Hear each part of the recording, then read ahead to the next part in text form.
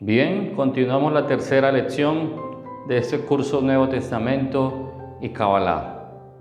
Como dije en la invitación a este curso, estudiaremos las parábolas, sobre todo las que se encuentran en el capítulo 13 de Mateo, que hablan acerca del reino de los cielos.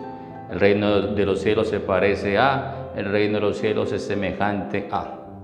En la clase anterior estuvimos charlando acerca de la parábola del sembrador.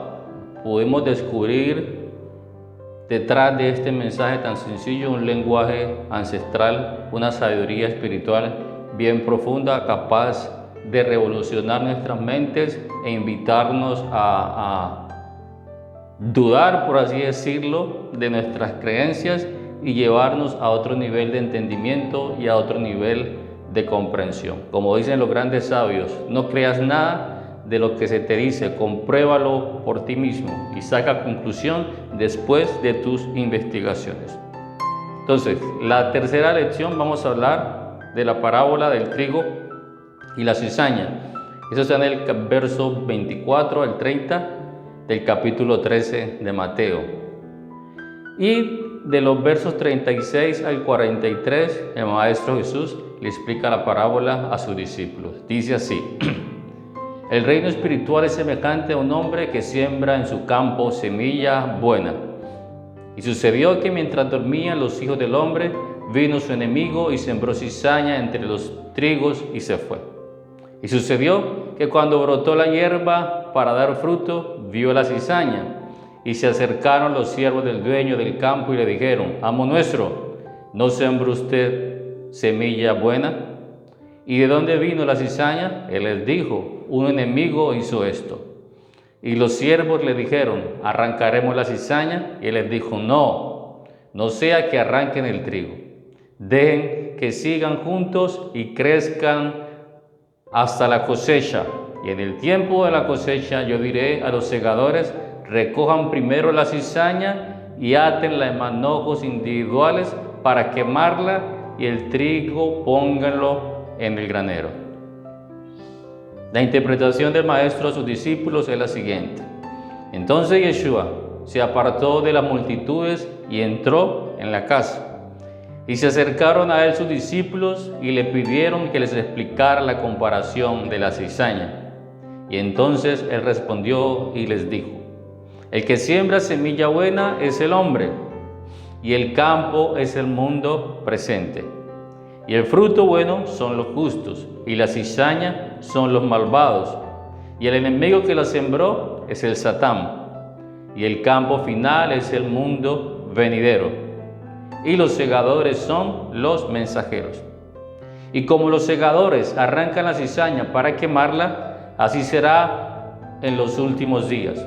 El Hijo del Hombre enviará a sus mensajeros para arrancar de su reino a todo malvado y todos los que hacen iniquidad, y los echarán en la hoguera de fuego, y allí habrá llanto y crujir de dientes. Entonces los justos resplandecerán como el sol en el reino de su Padre. El que tiene oídos para oír, que oiga. Hasta aquí, a simple vista, pareciese como si el Maestro estuviera enseñándole a sus discípulos que hay gente buena que se va para el cielo y que hay gente mala que se va para el infierno. De estos textos, de estas narrativas, se suele utilizar para dar mensajes erróneos. Recuerde que una mashal, recuerde que una parábola es una insinuación de algo espiritual. Por lo tanto, la historia literal no es tan importante, sino el mensaje oculto detrás de ella. Para eso es importante conocer, claro está, la sabiduría hebrea, puesto que el Maestro Yeshua fue un hebreo que habló sabiduría oculta hebrea. Es necesario conocer esa sabiduría para poder comprender las enseñanzas del Maestro. En esa parábola se habla del hombre bueno. Debemos entender en esta ocasión el hombre bueno como Dios o el mundo espiritual. En Kabbalah le llamamos el mundo de las emanaciones, el mundo de Atzilut. Les dejo debajo del video el PDF con el árbol de la vida, los mundos correspondientes, sus sefirot, las partes del alma correspondientes a cada mundo. Entonces, el hombre bueno es Atzilut o Adam Kadmon, como se conoce también en Kabbalah, o el mundo de las emanaciones. Las semillas son en este caso las almas que descienden desde Atzilut, desde el mundo de las emanaciones, desde Adam Kadmon a esta dimensión, a este plano físico, a este mundo de Asiá. Entonces aquí el maestro lo que hace es comparar Atzilut con el trigo. Una espiga de trigo tiene aproximadamente 50 granos. En el texto sagrado, el Popol Vuh, se habla de la creación del hombre mazorca. Sabemos también que una mazorca tiene muchos granos de mazorca para hacer esa comparación. Entonces lo que se está haciendo aquí es comparar el trigo que una espiga tiene muchos granos, una mazorca está formada por muchos granos. Lo que nos dice el maestro aquí también es que Atzilut o Adán es uno solo, el mundo de las emanaciones es una sola alma, llamémosla así, una sola vasija conformada por miles y miles de almas. Eso es el mundo de las emanaciones, y eso es lo que el maestro está enseñando en esta porción, en esta parábola. Adam Kadmon o Atzilut o el mundo de las emanaciones es la fuente de donde fluyen todas las almas. En esta dimensión de Asiá, en este mundo físico, nos vemos como muchos, pero en Atzilut somos uno.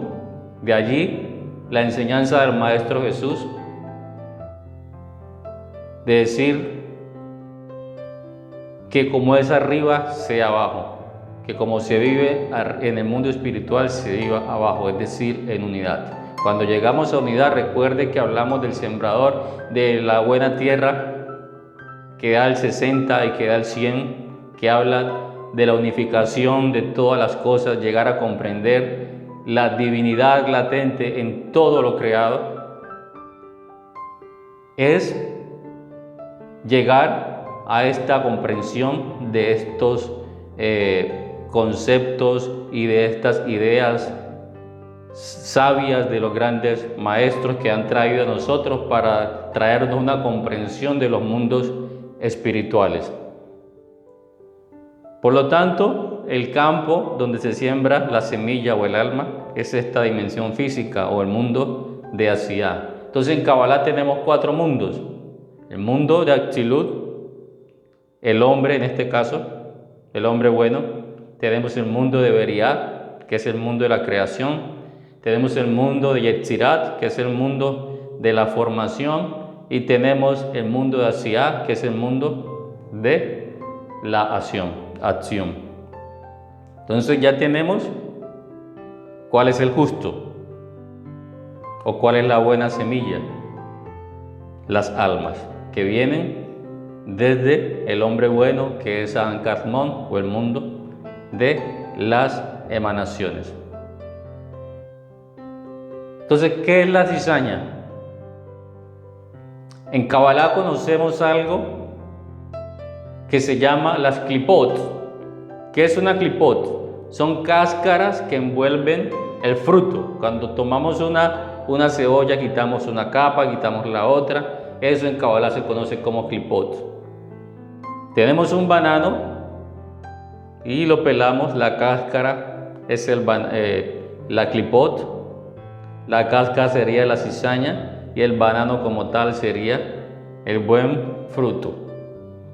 Nuestra alma es el buen fruto y nuestro cuerpo sería las clipot. ¿Quién es el enemigo que siembra esta cizaña? ¿Quién es el enemigo que siembra las clipot? ¿Quién es el enemigo que siembra las cáscaras? Dice la historia que es el Satán, el adversario, el diablo, como religiosamente se conoce. ¿Quién es el Satán? Es nuestra mala inclinación. En hebreo se conoce como Yetzer Hara, nuestra mala inclinación. ¿De dónde viene esa mala inclinación en nosotros? Viene desde la unión de nuestro padre con nuestra madre. El ego o la mala inclinación de ellos se transmite a nosotros. De allí que es muy notorio en nuestra niñez, en nuestra infancia, ver que solamente deseamos para nosotros. Entonces esas clipot comienzan a crearse, a formarse a nosotros en la medida en que comenzamos a vivir una vida basada en nuestro ego. Allí comienzan a formarse estas clipot por medio de nuestras malas acciones, por medio de nuestros miedos, por medio de las adicciones, por medio de la reactividad, por medio de reaccionar con ira, con enojo. Vamos creando clipot y vamos haciendo que nuestra alma, que nuestra divinidad comience a ocultarse cada vez más, y cada vez más nos vamos a sentir más prisioneros en este mundo de Asia. Por lo tanto, lo que tenemos que llegar nosotros es por medio de la sabiduría que encontramos en estas parábolas, es quitar las cáscaras, quitar las cáscaras. Y el maestro lo explica más adelante. Entonces, ya por aquí tenemos algo importante. El fruto bueno o los justos, ¿quiénes son? Nuestras almas. ¿Y quiénes son los malvados o la cizaña? Las clipot, y digamos en este caso, nuestros cuerpos. La densidad de nuestros cuerpos. Continuamos con la porción de la parábola. Y dice así: y los siervos le dijeron, ¿arrancaremos la cizaña?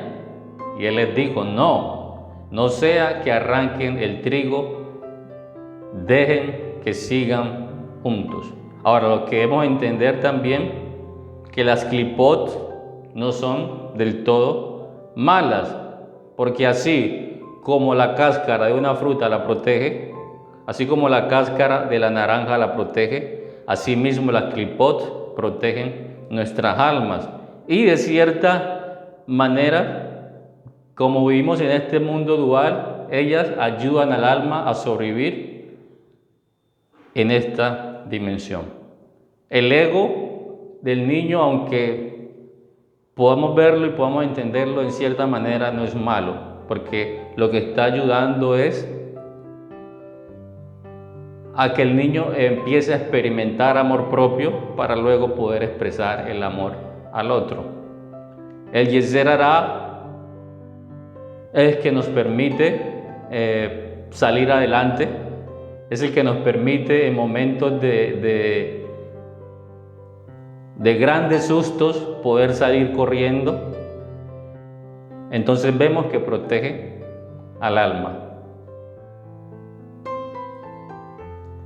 En la Biblia tenemos una analogía con respecto a la historia del alma y las clipot.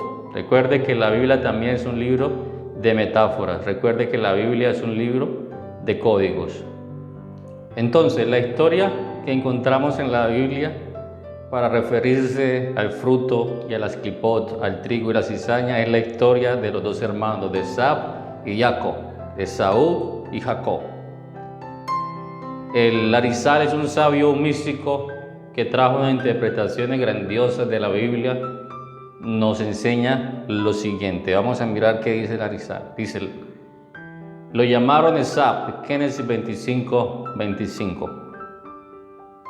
El Arizal explica por qué lo llamaron Esau o Esaú. Porque su padre y su madre se dieron cuenta que el recién nacido tenía una inclinación al mal, el Satán, el Yetzer Hara. Dice, después de mucho tiempo. Dice, en este caso, después de 13 años. 13 años, ¿qué significa el 13? Que de 12 hijos de Jacob, el 13. 12 discípulos del Cristo, el Cristo, el 13. Entonces, el 13 significa, el número 13, nos da a entender que es donde se unifica la pluralidad. El número 13 significa donde se une todas las realidades. El número 13 es donde se unifica todo. El fruto del 60 y el fruto del 100. Recuerda que el fruto del 30 es el deseo de estudiar por comprender todos estos misterios. De allí comienza la trascendencia entre 30, 60 y 100. Entonces, después de 13 años dice que nace Jacob, o sea, la buena inclinación, el buen fruto. Aquí ya vemos reflejada la polaridad del trigo y la cizaña. Dice la historia de la Biblia que los niños crecieron. Esto nos da a entender que después de los 13 años, después de unificarlo todo, se separan porque hasta el momento solamente eran uno. El trigo y la cizaña nacen juntos. Cuando plurificamos todo, cuando entendemos la realidad manifiesta en todas las cosas, cuando comprobamos la verdad sutil de todo, cuando unificamos todo, cuando vivimos aquí en la tierra como en Atsilú, que es la unidad, en ese momento se separa el trigo de la cizaña. En ese momento se separa el fruto de las clipot. En ese momento dice la historia de la parábola que vienen los mensajeros y la separan. Los mensajeros son esos conocimientos y ese entendimiento que viene de la sabiduría que viene de nuestra mente y baja a nuestras emociones y se proyecta en nuestras acciones en este mundo físico. Y Esab quiere decir la inclinación al mal. Dice que era un hombre de campo. Cuando habla la Biblia que Esaú era un hombre de campo, se está refiriendo que amaba esta dimensión física. Quiere decir que amaba los asuntos de este mundo. Cuando hablamos de los asuntos de este mundo nos referimos a esa tendencia reactiva, a esa tendencia de querer saber todo, de querer ganarlo todo, de querer experimentar el mayor placer posible para sentirnos suficientemente poderosos. Por el contrario, dice que Jacob era un hombre sincero que se sentaba en las tiendas. Cuando se sienta en las tiendas nos da a insinuar que era un hombre que amaba el ser, que amaba la trascendencia, que amaba la espiritualidad. Continúa la historia diciendo que Jacob estaba cocinando un potaje. Y el potaje aquí se refiere a los pensamientos que siempre tuvo la inclinación al bien, o el fruto o el trigo, haciendo una sincronía en las dos historias. Los pensamientos que tuvo de cómo podría revelar su divinidad. Continúa la historia diciendo así, que la inclinación al mal comienza a someterse a la buena inclinación cuando ve que la persona está enfocada en los asuntos espirituales. Entonces, cuando los mensajeros vienen, esa sabiduría espiritual viene a nosotros, nuestra mala inclinación, nuestra cizaña comienza a doblegarse, llamémoslo así. Esas clipot comienzan a irse cayendo una por una, hasta que el fruto, hasta que el trigo queda expuesto libre y vamos a tener una buena cosecha, como dice la parábola. Quiere decir que vamos a resplandecer como el justo que somos. Entonces, Esab, la inclinación al mal, continúa la historia vino del campo, quiere decir de las delicias de este mundo, y estaba cansado. ¿Y de qué estaba cansada? La mala inclinación, de todos los buenos pensamientos, de la buena inclinación. Y Esab, la inclinación al mal, le dijo a Jacob, a la buena inclinación, que le diera de comer. Dice: dame de comer porque me has estado afligiendo durante días con tus buenos pensamientos. Así que ahora llena mi boca con todo lo que me privaron de todos esos días, porque estoy cansado. Dice Jacob, le dijo: ahorita te voy a dar, pero véndeme tu primogenitura. Es decir, de ahora en adelante la inclinación al bien, el justo es el que va a brillar. El justo, el alma es la que va a tomar el control y no las clipot. Ya no vamos a vivir una vida basada en nuestros egos reactivos, con un pensamiento bajo, con una conciencia dormida, sino que ahora el justo, que es nuestra alma, como ya no tiene las cáscaras que lo cubren, va a brillar como la luz que es. Mira qué mensaje tan lindo se encuentra dentro de estas enseñanzas, y mira que la Biblia como tal es un libro de parábolas que en historias sencillas nos dan a entender y nos cuentan una verdad espiritual muy, pero muy poderosa. Entonces, cuando unificamos todo,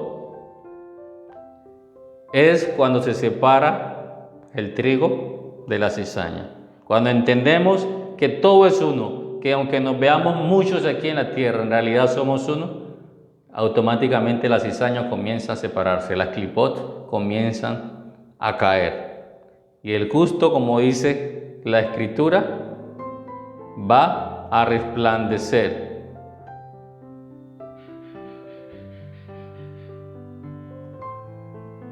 ¿Qué quiere decir que los justos van a resplandecer? El alma trasciende al nivel más alto de conciencia y se une nuevamente al todo. Trasciende la materia y vuelve a casa. Esos son los misterios que encontramos dentro de estas enseñanzas muy poderosas, capaces de transformar nuestras conciencias. Entonces mira lo lindo que hay detrás de este mensaje tan sencillo, un significado bien profundo. Entonces ya vamos a dejar de pensar que es que los malvados existen, porque realmente no los hay. Todos nosotros somos actores de una película. Unos son los actores protagonistas y los otros son los antagonistas, pero ambos estamos dentro de la misma película. Por lo tanto, decía el maestro a sus discípulos: no juzguen, porque con la misma vara que midan serán medidos. Entender estas realidades nos hacen ver que por el contrario, todos somos justos, todos los seres humanos somos justos, porque no está hablando de la carne, sino del espíritu. Y como todos como todos somos espíritu, por lo tanto todos somos justos, y todos en su debido momento vamos a trascender. Todos en su debido momento vamos a conectar con nuestra fuente y vamos a retornar a casa, a la divinidad, a Dios, a el universo, como lo queramos llamar. No se le ha salido del control la creación. Todo está divinamente preparado y estructurado para que todas las almas que se encuentran en esta dimensión retornen nuevamente a su hogar. De nosotros está comenzar a mirar esas chispas de santidad, como dice Baal HaSulam, en cada cosa, y elevar chispas. Cuando comemos, ahí hay chispas divinas, pedazos de alma, dice Baal HaSulam. Por lo tanto, cuando comemos, esas esencias divinas que están en los alimentos, como son creación divina, también contienen un espíritu divino. Cuando comemos los alimentos, ese espíritu de ese alimento viene y ahorita trasciende a un ser humano. Y como se conecta con mi alma pura, justa, porque las clipot ya han salido de mí, entonces elevo esas chispas de santidad también al mundo de las emanaciones, a Adán Kadmon. De hecho, las comidas están muy relacionadas con nuestras vidas espirituales. Y esos son asuntos ya que se verán en otra ocasión si así lo amerita. Cualquier duda, inquietud, pueden dejarme un comentario, pueden escribirme al correo para resolvértelas. Nos vemos en la próxima lección de este curso Nuevo Testamento y Kabbalah.